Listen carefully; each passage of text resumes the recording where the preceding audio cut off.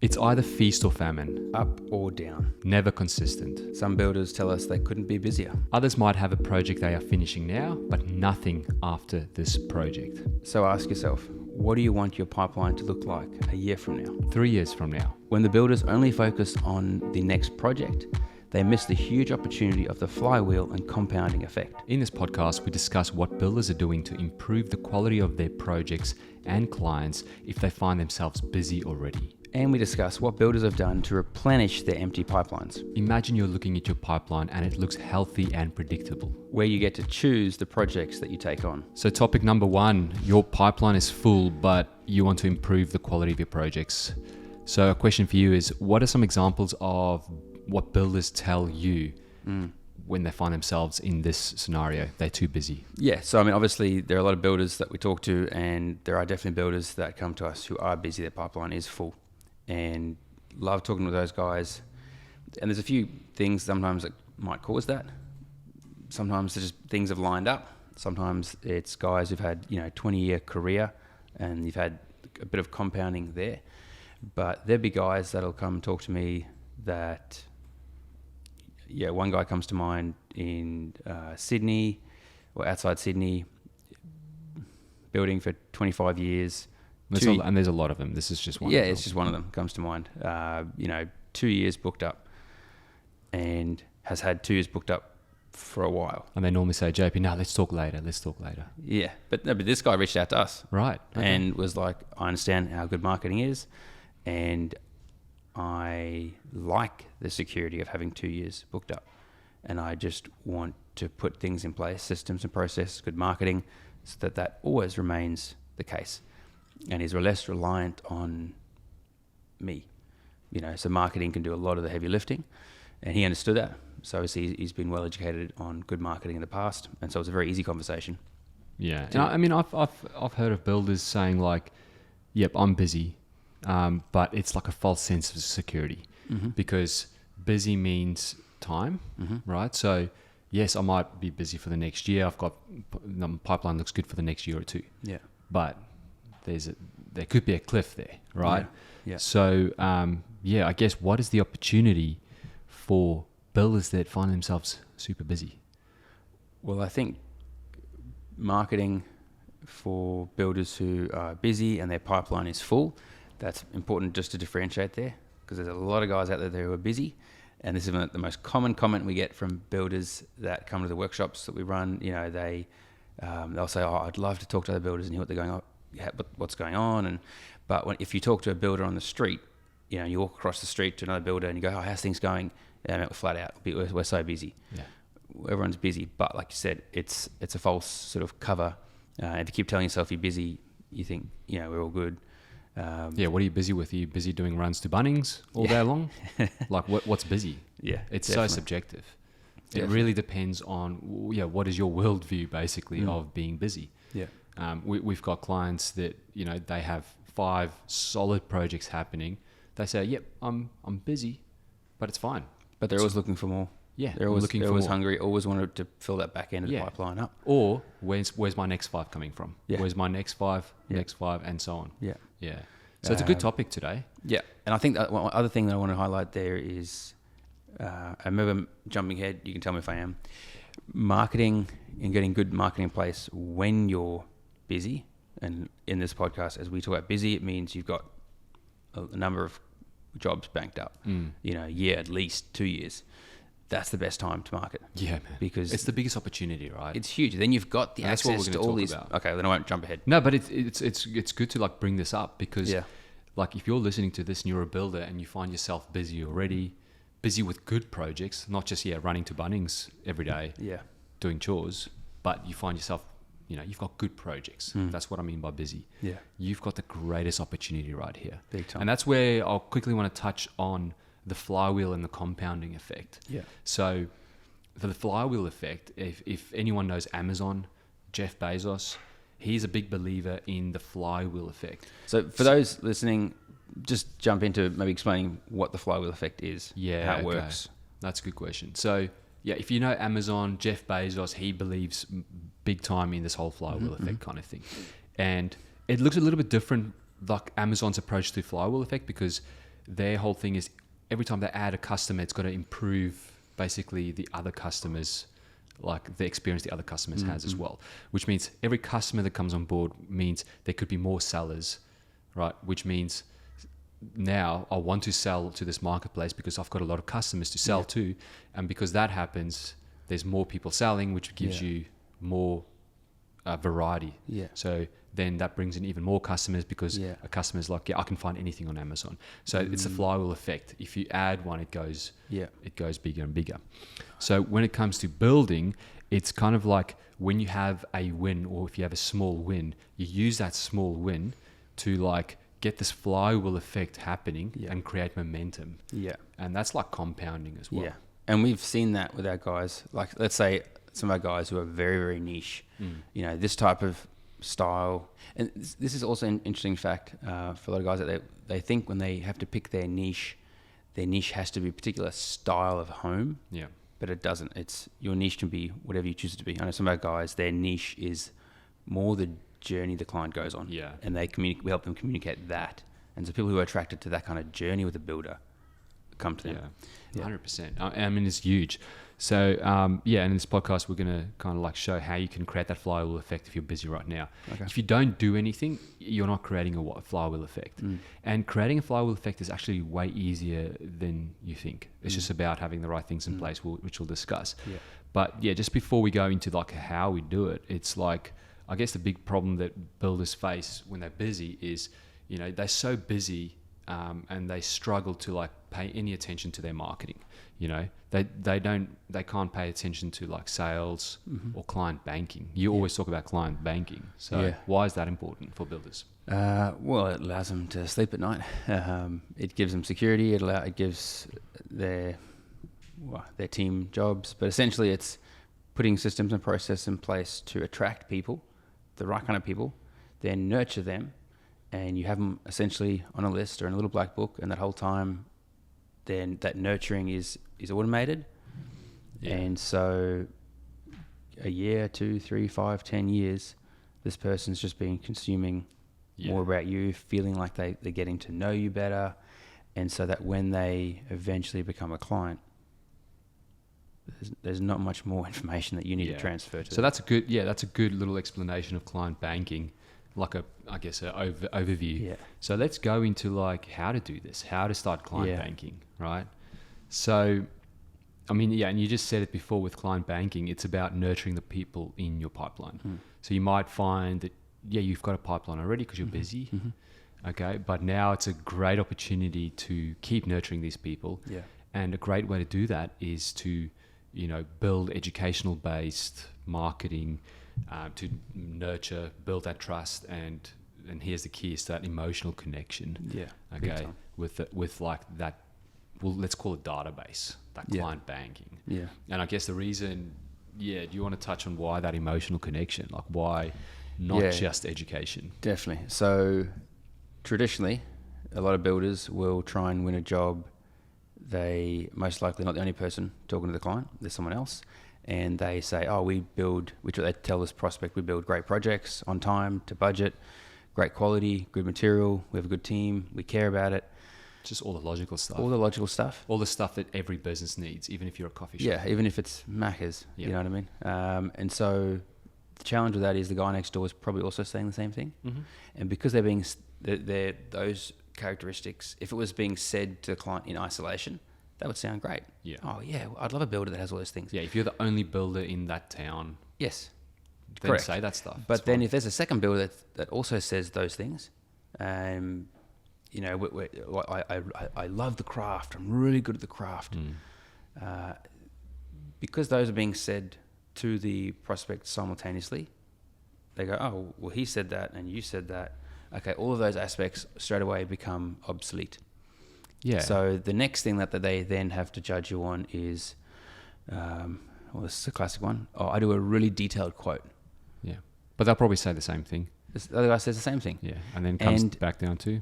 Well, I'm getting there. Because then a detailed quote means nothing to the client. They don't know how to read it. They don't know what value lies in that. They just think you use more trees. Yeah. They still flick to the last page. Yeah. Before they consume anything. Last page, how much? Yeah. Okay, well, gee, that's a lot. Yeah. Was that all spent on printing this out? Yeah. Or and then the other person might have a couple pages, 1 page, 2 page, and that's the figure. And in the client's mind, they think both are building them 4 walls and a roof. The expectation is, I'm going to get a great home. It's going to be built well. Don't all builders build well? Don't all of them care? I mean, I'm paying their wages. Of course they're going to, so it just drives them back to the money. So at the end of the day, you're right. It comes down to the only thing I can really differentiate these guys on is the money. Yeah.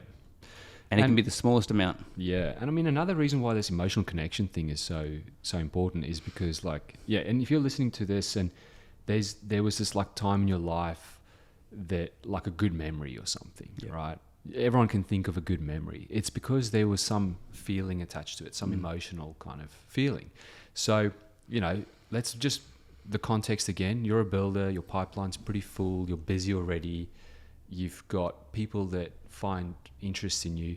If you can create that emotional connection with them, they will remember you, even like 2 years down the track or 3 years down the track. So, the emotional connection is huge. Definitely want to do that. And I mean, there's a few ways you can do that. We'll talk about that in a moment. I think also when there's an emotional connection, it's very likely that tied up in that emotional connection, there's a feeling of understanding, same page. We're connecting emotionally because we're on the same wavelength there. Yeah. And so a big thing, all builders will agree to this, is trust, trying to establish trust with the client. So there's an emotional connection. Therefore, we're on the same wavelength. Therefore, I can trust that you understand me and my situation, my feelings, because what you've communicated resonates with me. Yeah, 100%. So there's an instant emotional connection there, which we talked about, but then also trust, which is massive. Yeah, because people don't just build for the sake of building, like just getting some walls up, and it's for a reason, right? Like there's a why behind it. Yeah. And a lot of our builder clients, it's almost like they have this epiphany. They're like, oh my goodness, I'm building for people for some particular reason, like a why. And that opens their eyes completely. Huge. The way they like communicate and stuff. So Big that's time. huge. So that's kind of like the nurturing side. So you got to nurture people in your pipeline, create that emotional connection, educate them, build that trust. Kind of like the second thing in this kind of, topic is you got to build that database even more. So we're talking about client banking before. So the first one's nurture people you have already, but then get more people in there, right? So Well, that's when it comes down to choice. yeah. So if you can build a database and you can increase that database, and then imagine all that information that you would transfer to someone from first conversation through to key handover. Imagine if all that information could be transferred to them in an emotionally connecting way prior to them even starting a conversation with you. And then imagine if that list was, I don't know, huge, hundreds, thousands. Yeah, thousands over time. And that's where, again, flywheel effect, compounding effect. You just want to go, okay, cool, I want to get a minimum of like 20 to like 40, maybe even 50. It depends where you are, what builder you are, how much budget you have to like build that list. But you want to add at least 20, 30 people to that database every single month. Yeah. Right? So as time goes on, you're building that database bigger and bigger, which then leads to like, okay, cool. Now, I mean, we spoke about nurture just before and about you've got to create that emotional connection, educate, all that kind of stuff, and then how to build it. But now we'll quickly discuss like, what do you show these people? Like, what do you feed them? Just for them to sit in your database doesn't mean anything. Yeah, and you don't want to just be giving them words. You want that visual part. So a big thing that we found to work very, very well, and we've used in our own, in this business, we've done that, and it's been highly effective. And that's showing projects and clients and the journey that they've gone on. So we call that those case studies. Case study stories. Case study stories. Yeah. So that's where we want to go in a lot of depth into that client of yours and the journey that they went on with you. But it touches on how they got to the situation that they were in before they sort of chose you, before they went ahead with this build. So what all led up to that point? Because what led up to that point, all those aspects and influences in their life, there's probably a lot of people out there that are in the decision-making position right now that's going to resonate with. We've had all of those same things in our lives. We've had this growing family. We love where we live. The kids are settled in a school. We've got settled in our jobs. We don't want to move. Okay, great. So now you've got that emotional connection with a past client and a future client, which is very, very powerful. they can put Yeah. themselves in those shoes. And I mean, wanna we've done a show- lot of podcasts just on case study Yeah. stories. These things are strong. Yeah. And we'll link some of the case study stories, like story podcasts, in this video Yeah. or this podcast. But on this topic, you're a builder, your pipeline's full, you're busy. Guess what? This is the opportunity you have right now to do case study stories. Yeah. Like, as you finish them up, do a case study story on every single project you have. Yeah. Like, it's massive. Big time. And I think, now is when you've got these projects starting, working on, completing. Now is the opportunity to ask clients, they're happy to, If you rather think about than... like the flywheel effect, every time you do a case study story and you put that in front of your client banking list, okay, you put it out in your marketing for everyone else to see that's not even in that client banking list, it's solidifying your brand like nothing else. It's solidifying with the client that you're doing the case study with why it was a good decision to go ahead with you as the builder, reinforce why you built for them, which means that'll increase your referrals. Yeah. Okay. Everyone, all their friends and family is going to watch that case study story. It's something that they are proud of. Yeah. So it's a compounding flywheel effect. Like, case study stories are like probably the biggest opportunity when it comes to flywheel effect for builders. Big time. It's massive. Big time. And I think the more your, let's say, client bank list or your audience sees these case studies, this is why our clients keep building that library. Like, they just keep building case study We've on got case study on clients case that study. have like 20 or more. Yeah. And so what that does is, to your audience, it shows such a high level of consistency with the trust that you build with clients, with the journey that you take them on, with the impact and the transformation you have on their life. That builds an enormous amount of trust to go, wow, that's almost like guaranteed. If I go with you, we're going to hit it out of the park together. Yeah. And you just can't compete with that. Yeah. No one can compete with that. Yeah. So, I mean, if you're a builder, you're listening to this, it's one of the biggest opportunities when it comes to the flywheel effect. Is create client case study stories, put that out into your marketing, into your database, everywhere. But go listen to the other case study story podcasts that we've done. We've gone into depth with that, how you go about it. I guess, one thing we subscribe to, and especially like in our mastermind, we always talk about the who, not the how. Like, this is massive. So, I mean, if you're busy already as a builder, like, how do you go and do all these things? How do you nurture?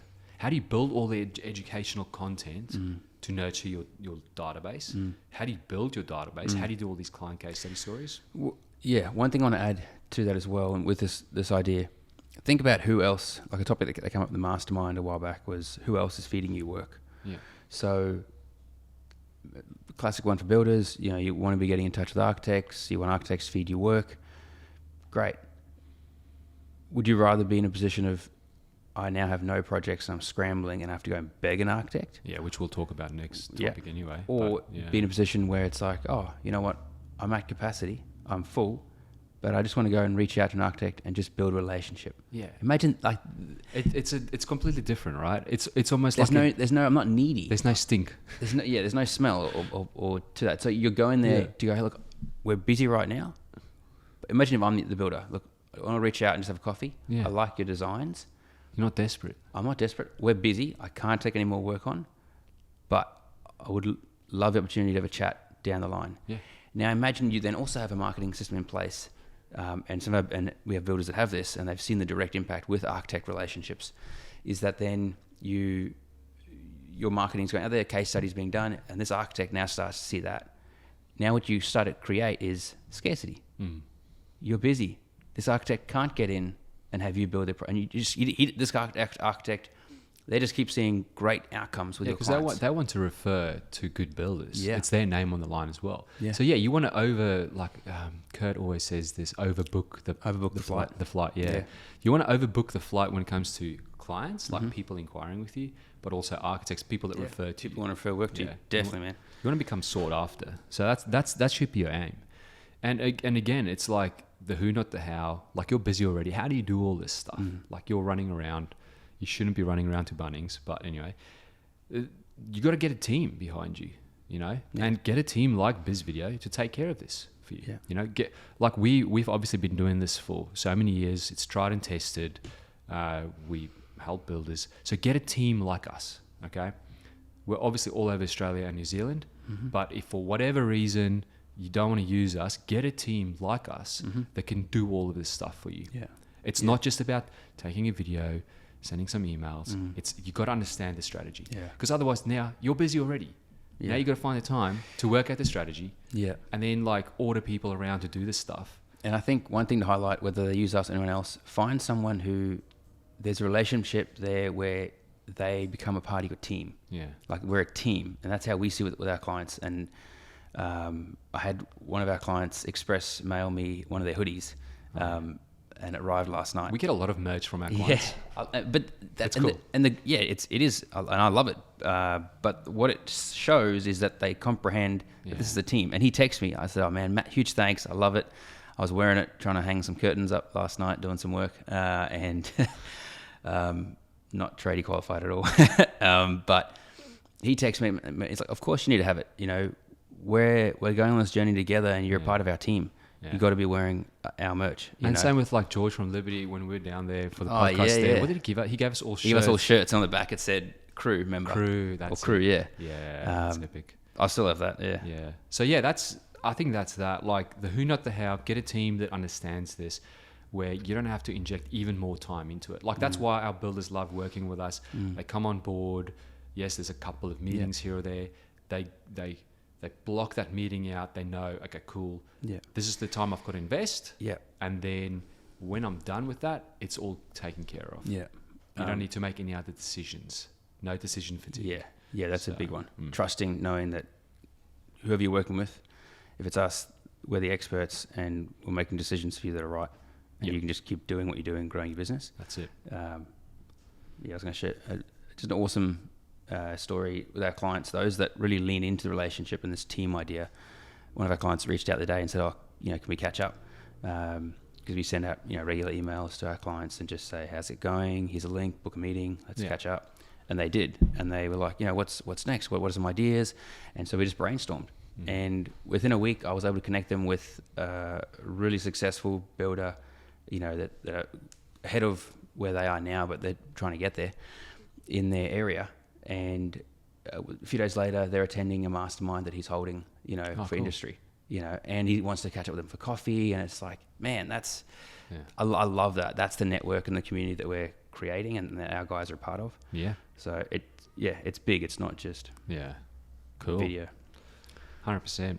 We love this industry, and Yeah. it's funny that we don't have any experience in this industry before starting to help builders. We're Yeah. just kind of like, that's how it happened. A lot of builders feel like they attract the wrong clientele that only focus on price. They never seem to get the projects that they are truly passionate about and that are also profitable. Builders love working with us because we help them create an emotional connection with their ideal clients through the power of story and help them build long-term trust through their marketing system. If you're a builder and if you feel like you need help, book in a story strategy session with our team by visiting builderstorymarketing.com. Now back to this episode. Topic 2, your pipeline is empty. What do you do? So this is the other side of feast or famine, Yeah. up and down. Yeah. Yeah, because you talk to a lot of builders. Some builders are like, nah, man, I'm way too busy. Others are like, bro, like I've got nothing.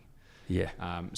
And others have like maybe a project, but they've got nothing on the horizon. So, what do these builders normally look like in this kind of category? Like pipeline is looking empty. So often they'll be finishing up 1-2 projects. Maybe they're quoting 1 other or 2 others, but they're not really looking that great. They're just feeling like they've got a quote to feel busy, like cross their fingers hoping that something comes out of this. Yeah. They haven't seen anything new come through over their desk for quite a while, and they're just starting to get a bit anxious. Well, they've been anxious for a while because they know that once this stuff finishes, the current project, they haven't secured anything else. Yeah. And just real quick, so, you talk to a lot of builders. Like we talk to thousands of builders, right? We attend we host a lot of workshops and so on. Yeah. I know there's been a few builders that you've spoken to in the past. And when I say past, a year to maybe 3 or 4 ago, okay? Yeah. And back then, their objection to work with us, to do this thing, they love what we have to do and all that stuff, but they said, I'm too busy right now. I don't need it. I don't need it. Yeah. My pipeline's full. So that goes back to topic 1, okay? But now they reach out to you Yes. and they go, what can I do now? Yeah. I haven't. Yeah. One guy the other day reached out, and I had a meeting with him a year ago, and he was like, "No, I'm busy. You know, I'm quoting these big projects. I just got to land one of them. You know," and I'm laughing. You know, it'll be a year's project or 2 years project. And then I had a chat with him I don't know, a month ago, 2 months ago, and he was like, "JP, we got to talk because I haven't had a new lead come across my desk since last year." Yeah. So, And that's completely different to our other clients. I mean, yeah. Other clients are like, "What are you talking about?" yeah. Please. One of our clients recently was like, "I need to put more gates, more blocks in the way. I'm getting too much demand." Yeah. Which is great. That's So the ideal. so he charges for that initial consultation to weed out time wasters and stuff. Yeah. But yeah, I mean, it's a tough one because now I feel bad for this guy. You know, I mean, Yeah. I wish that. I mean, I don't like to pressure anyone into Yeah. making a decision, but I kind of wish that I had gone, "Hey, shake him up and go, you can't."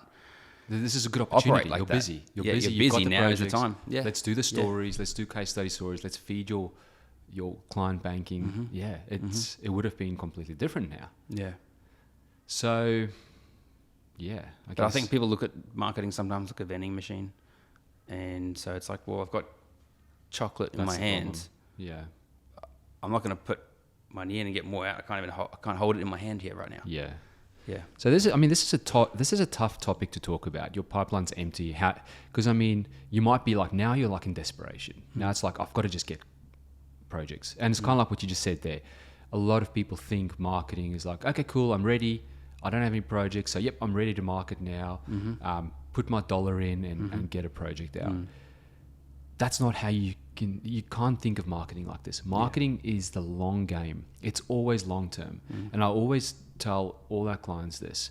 And you know, you might be a builder listening to this and you go, Corne, this is just your excuse to basically kind of like tell people that, hey, it's long term. Don't worry. So when it's not working in the first or second month, Yeah. oh, it's long term. It's long term. Yeah. Which is fine. Like I guess a lot of people have told him this in the past. Yeah. Like, yeah, marketing's long term. But the fact is it is. It's like farming. It's not like hunting. You don't just go out, find a project, bring it back home. to camp. You Yeah. know? It's about planting seeds, nurturing those seeds, and then you harvest. But then that harvest is plentiful. That's how you got to start thinking about it. And if you do get a project really, really quick after you started marketing, just go, that's a bonus. And that happens a lot of the time. Like I think the example you literally just gave, the client that reached out, brainstorming, all that, I think they got their first project in like the first month kind of thing in marketing. Yeah, yeah. And that's totally possible. Yeah. Especially if you've never marketed before. Now all of a sudden you're out there. Yeah. I mean, that client, within the first month had someone reach out, and within 5 months had a contract signed. Right. Which is crazy. Please don't take that as an example for those listening. But I mean, it does happen. It does. But again, like the reason why you're marketing is to farm. Yeah. Right. Yeah. So, yeah, I guess the question is, what can you do? And like, if you don't have projects right now, you've got to just get a project somehow. Yeah. You know, and I mean, we could quickly just talk about that. Like, what have you seen builders do that don't have any projects? Like, they've got zero. Yeah. Zero. There's like, always look at through it a opportunistic lenses. Yeah. So if you don't have any work on right now, then, well, let's go right down the bottom. There's a lot of builders that need help. Yeah. And you have a very special set of skills because you have a business mind and a business experience and building experience. So I think you'd be snapped up definitely pretty quick if you need to go and just get cash flow to put food on the table. Then it would be, you then also want to spend time and maybe negotiate this in. That builder that you've just gone to work for a little bit, say, I want to do doing 4-day weeks. Spend 1 day in the week knocking on doors, reaching out to architects, following up old leads, old projects, just have a coffee, and then look at anyone and everyone who is involved potentially in a project. Yeah. I'm talking everyone from real estate agents that might be selling a home that then needs renovations or knockdown rebuild, to the finance brokers, architects, engineers, town planners. Try and get in with social groups, reach out to other builders. Yeah.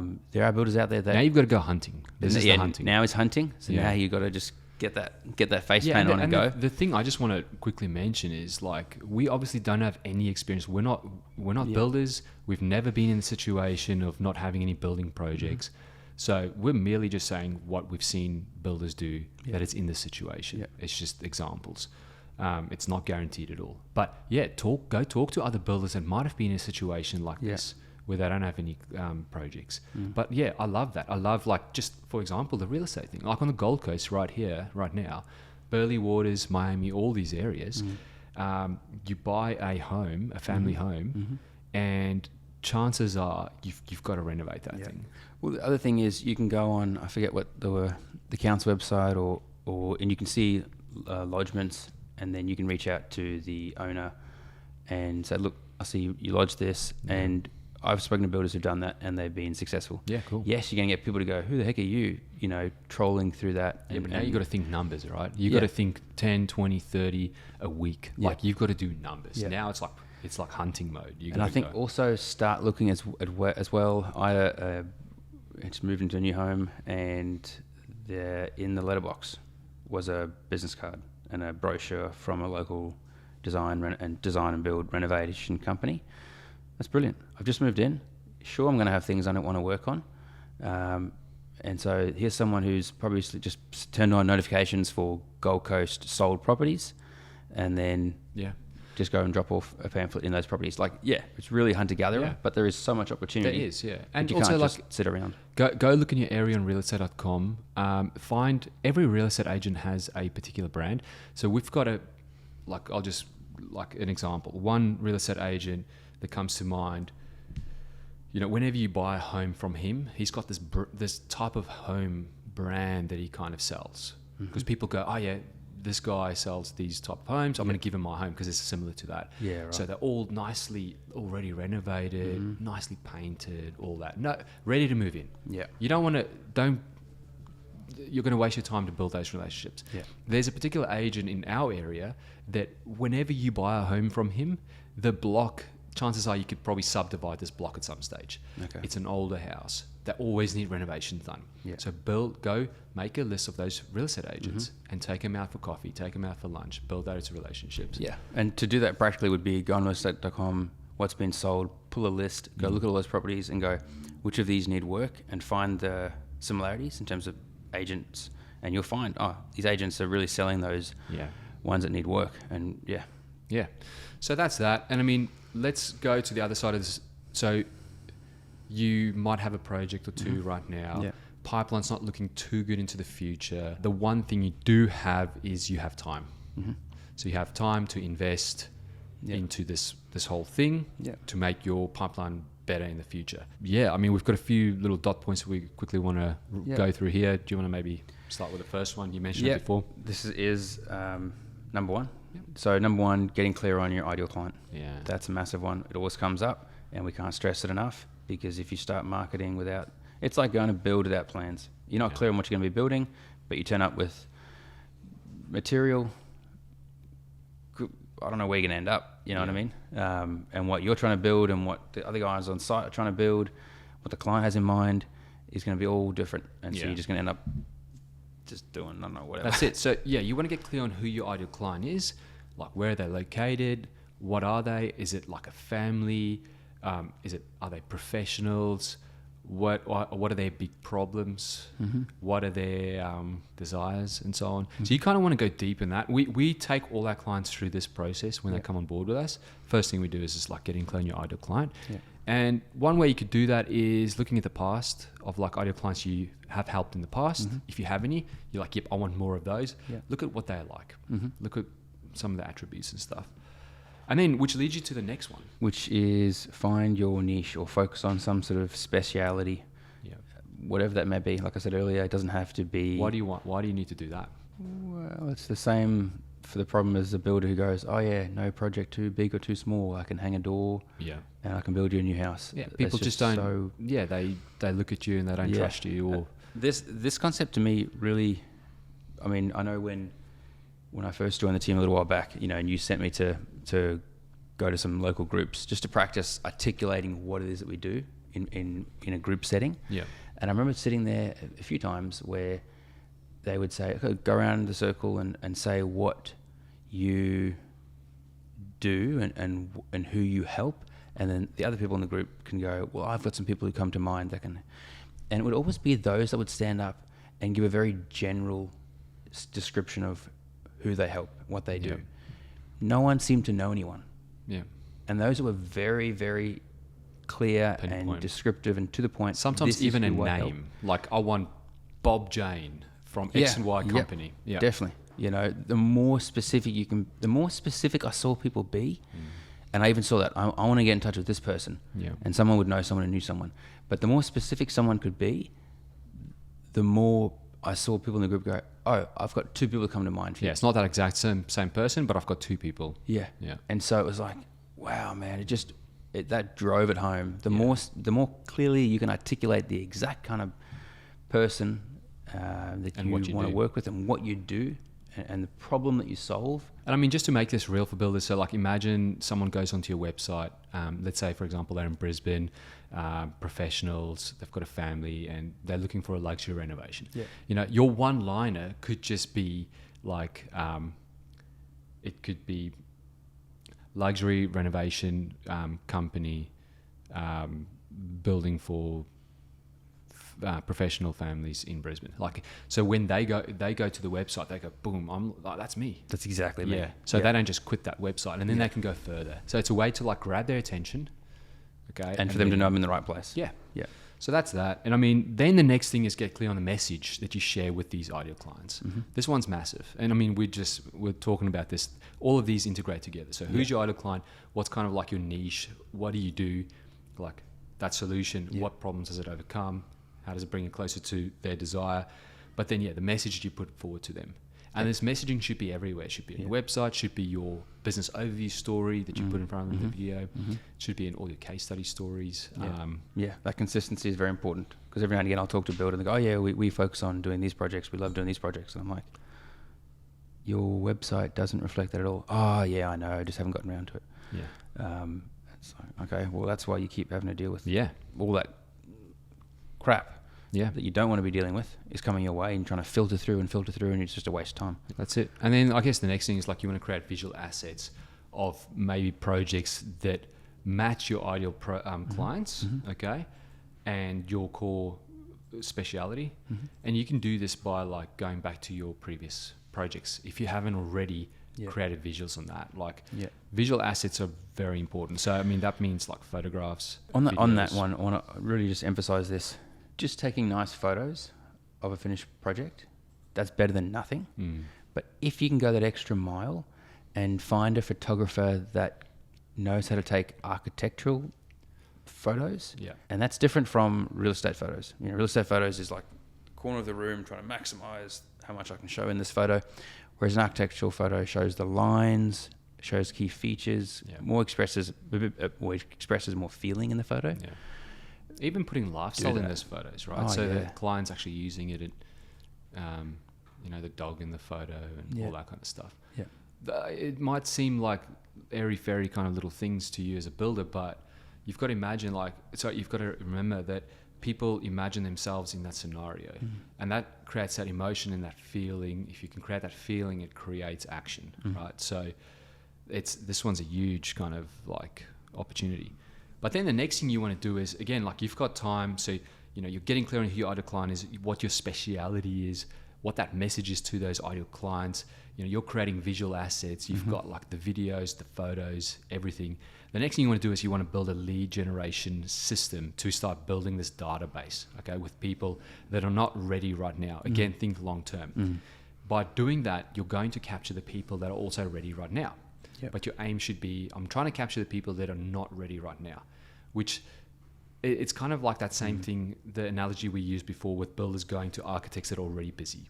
So if it seems like you don't need the work, but here, hey, like I want to help you maybe in the long run, that will give people a sense of like, oh, wow, this builder, like, they're not needy, they're not desperate. But they're reaching out to me. Yeah. So So yeah, you want to build that kind of like lead generation system to be able to build this database. Again, add 20, 30, 40, 50 people to this database every single month. Yeah.